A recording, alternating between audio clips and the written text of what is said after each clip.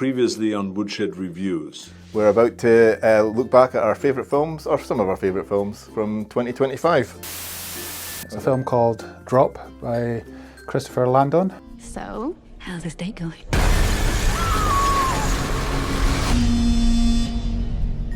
My first choice would be Warfare.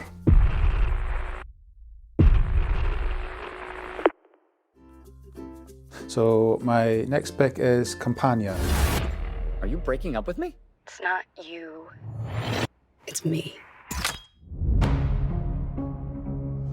My film, my number 2, I think this was just straight to streaming, it might have had a cinema release.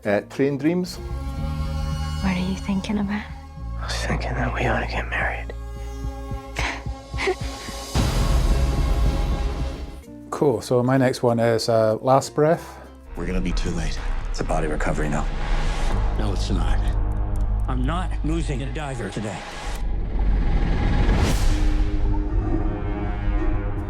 Okay, so that's the end of part 1, but we've got another 5 films to go in our second part, which will be up shortly. Right here, right now!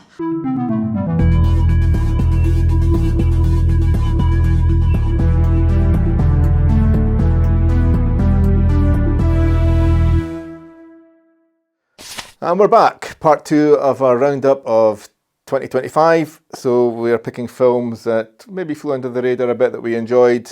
So 5 films each that we genuinely loved, and nobody really spoke about them enough.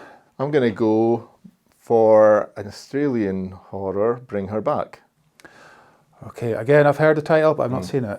Okay, so. I think it's an A24 film, if I remember rightly. A young boy, about 17 or so, and his stepsister. She's blind. Their father dies early on in the film, and so they have to be adopted by a woman played by Sally Hawkins. She's great in it. She's always good, isn't she? Aye, a little bit kind of just unhinged right at the start, and that just kind of unravels more and more. Is this their new sister and brother, Oliver? Oliver lost his family just like you guys. Needed someone that could give him special care. Slightly supernatural, slightly zombie kind of sort of thing going on. Okay. Really well done, really tense. I mean, some amazing visual effects and stuff. Not too over the top, but when you see them, you're like, right. You're really kind of like, you know, difficult watch and stuff. An amazing performance by as a young boy who's sort of, I guess, basically possessed throughout most of the film. He's amazing in it. Okay. You know, I don't know, hats off to that performance. Very unsettling. It's a beautiful angel. It does beautiful things. It takes a few twists and turns that I was not expecting. It ends, you know, there's a shocking moment near the end of the film. It's very unsettling kind of viewing. It all kind of mostly takes place in this house where for Sally Hawkins lives with her. Well, she's claiming this kid is one thing, and it turns out he's something else. It's all kind of focused in there a little bit. She's got a tragic backstory which kind of explains the way that she is a little bit. How did you cope with Kathy being gone? I didn't. Probably my film of the year. Really? Think. Yeah. Wow. So that sounds right up my street again, so I'm yeah, going to check that one out. Yeah, it's a really good one. Beyond Sally Hawkins, I didn't recognise anyone else in it. I think it was an Australian kind of production of sorts or something like that. Yeah, and without going into too much more than that, it's just an excellent little wee horror thriller sort of film. Amazing. Yeah, so recommend that.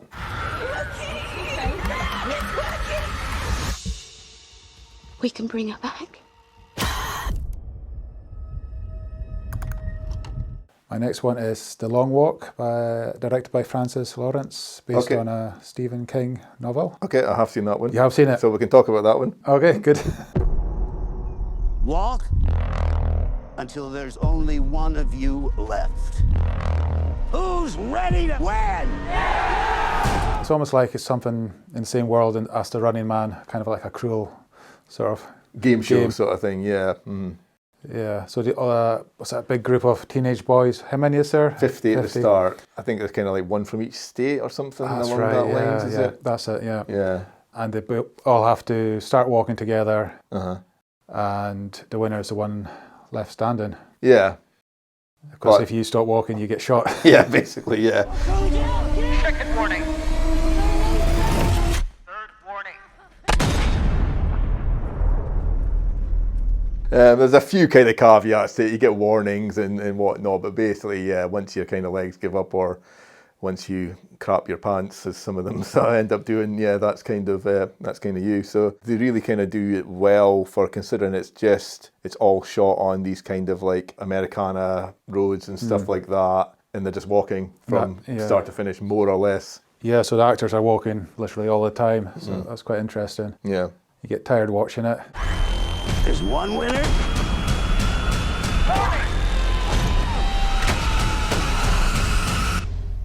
And no finish line. Yeah, and you see all these friendships develop. Rivalries and stuff like that, yeah, it's all good, yeah. Yeah, and you get to know the characters. And yeah, they're really strong kind of characters. Although there's 50, there's maybe 7 or 8 that are kind of the strong characters and stuff like that. A group of friends, a couple of sort of adversaries and stuff. Let's be Musketeers. All for one. One for all. Nah, and again, I need to hear it louder. All for one. And one for all. Not exactly surprises, because it kind of lays out what's going to happen throughout the film and stuff, but it's still quite shocking. Yeah, because if you just stop, you can kind of figure out what's going to happen. Mm-hmm. But you're there for the journey, and you get to know them and care for them and whatnot. And yeah, they grow up very fast in that sort of 2 or 3 days, do they? That it sort of takes place in. Yeah, like you say, I mean, a companion piece to The Running Man, but a lot better than the recent Running Man film that we had, for sure. Yeah, so this was quite a few Stephen King things coming out this year, hasn't there? That's right. This was probably one of the better ones I've seen for a while. Yeah, definitely, yeah. What, walk me a while? Yeah. Yeah, I do, Pete. Difficult. I'm going to go for The Ugly Stepsister. Okay, another one I haven't seen. Okay. No, it's a pretty, it's a Norwegian film. Okay. And it's a retelling of the Cinderella story, which doesn't sound like a cup of tea, but it lures you in a little bit, and then it goes into sort of body horror kind of. Not a kid's film. Definitely not a kid's film. Best friend insanity. I've lost my mind. It's like I say, it's a retelling of Cinderella, set in that sort of time period, princes and castles and all that kind of stuff. But a modern day soundtrack and some visuals and stuff like that. It's like an 80s synth soundtrack and stuff. And it's told from the point of view of one of the ugly stepsisters. Okay.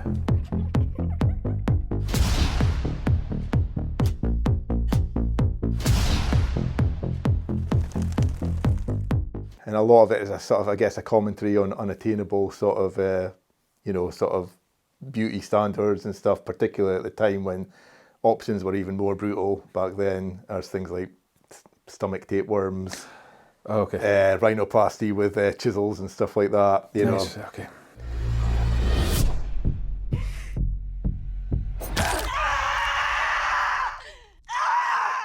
Everything's there, like the slipper and pumpkin chariot and all that kind of stuff, but seen through a very, very different lens. Mm-hmm. Yeah, it's interesting to see how these fairy tales get interpreted. Yes, and especially from other cultures and stuff. I think, like I was saying, it's a Norwegian one. It's definitely unsettling viewing, and it lures you in really kind of like it's quite mischievous, I think, the way that it kind of lures you into this, where you could be sort of like, oh, this is just a nice little whimsical retelling of the story, and then you get to a point where you're like, oh. I'm going crazy.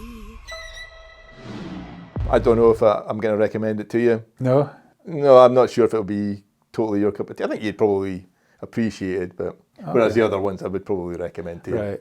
I do feel like I need to check it out. Yeah, okay. Yeah. I'll put it on my list. Okay. I've lost my mind. Crazy. And my final film, which I saw fairly recently, and I'd been wanting to see it for a long time, is Novocaine. Oh, right. Another Jack Quaid one, is it? Yeah. Have you seen it? I never saw it. I did kind of fancy it because it got good reviews. Yeah, it did, and it's a lot of fun. It's a kind of action comedy about a guy who can't feel pain. Yeah. And he meets the woman of his dreams. Okay. And she gets kidnapped, and he goes to rescue her. And of course, having this as a superpower, he obviously gets caught and tortured, and horrible things happen to him, but he can't feel it. Okay. So you got him like, pretending to feel pain and things like that. Okay. So there's a lot of interesting moments like that. A lot of really funny moments mixed with extreme brutality. That sounds like my cup of tea. Yeah.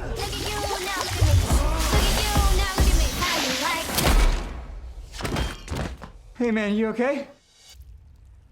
And Jack Quaid's having a bit of a run, is he? He is. He's doing a lot of that kind of mid-budget type films that used to be really big in the 90s and be popular at the cinemas. So it's good to see these films getting made. Yeah. I think most of our picks kind of fall in that range. Probably. I mean, there's a few that I didn't kind of like that were like, I don't know if you saw like The Lost Bus with Matthew McConaughey, and that felt like a very kind of 90s kind of, solid enough, but it felt like a film from that sort of time period, you know, things like that I was like, oh, well, I put that in, and it's kind of close, but yeah, I guess that's kind of... Yeah, I saw that. That was decent as well. Yeah, things like that, you know. So it's in that kind of range, isn't it? So yeah. Heads up! Oh, sorry. It's fine. So this was a film starring 3 Nepo babies. Was it? Yeah. So Jack Quaid, okay, son of Dennis Quaid and Meg Ryan. Yeah. And Ray Nicholson. Oh, right, son of Jack Nicholson. Yeah. He's seen him in a couple. He's in Smile too. Yeah.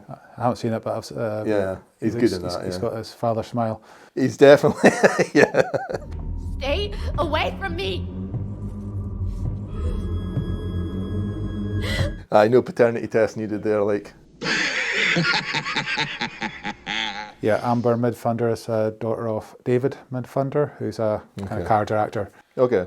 She's the girl from Prey. Yeah, but they're all good, despite that. I mean, the other two I've seen in action. Well, I've seen all 3 of them now, I guess. So yeah, they're all good. So sounds like a good one to check out then. Definitely. Oh, no, stop it. Wow, that hurt. That one hurt the most. I'm going to go with a British film, kind of tragedy comedy, I suppose, called I Swear. Oh, I've heard about it. Not seen it though. Yeah, so this was recommended to me by a friend. He said it was his film of the year. So thanks, Craig, for a recommendation. Cool. You were on the money. Really good kind of British film about a real life story. A man who's suffered from Tourette's. We pick up in 1983. He's about 14, starting secondary school. Quite normal. He's an aspiring goalkeeper. He's got a good future ahead of him and stuff. And he starts to develop these tics. I dream of a lady in body. A tale that she...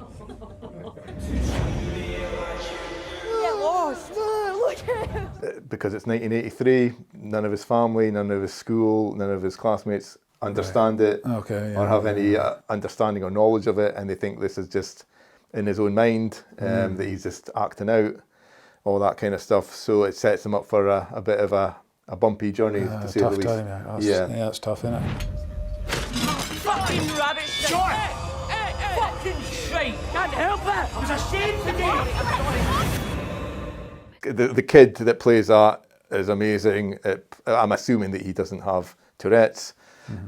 So he does an amazing job with that. And then we have a sort of skip forward to about 1995, 96, something like that. His older version played by an older actor. I don't recognise him, but I mean, again, both casting in that are amazing. There's not a single second that I don't think that he's suffering from this condition, you know. Right, wow. Do you want to come in for something to eat, John? Oh, fuck off, you wanker. Well, it's nice to meet you too. Sorry. Can you make a decent cup of tea? Oh, I am good at tea. Are you spunk for milk? Are you okay with the tics and the swearing? What tics? What swearing?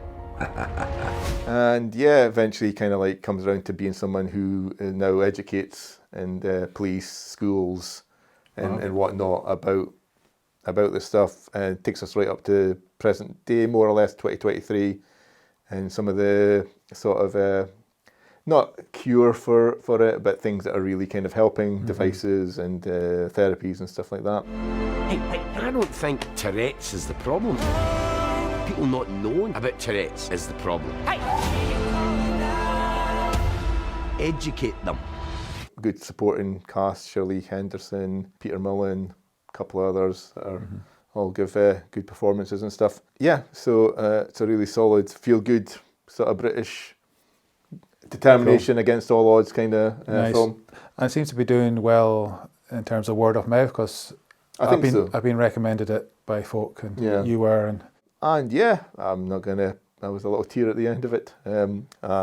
Also tears of laughter as well. So that's all the best stuff. That young man over there would not harm a fly, and he makes a damn fine cup of tea. Spunk for milk. Spunk for milk. Cool. All right. So yeah, we've got a bit of viewing each to catch up with each other's lists and stuff. So. That's good. I think we recommend all these films. Yeah, definitely. Yeah. Some of them definitely went under the radar more than others. Yeah. But check them out. Cool. Okay, that's all we've got for you for this show. But check out the films, and we'll see you next time. See ya.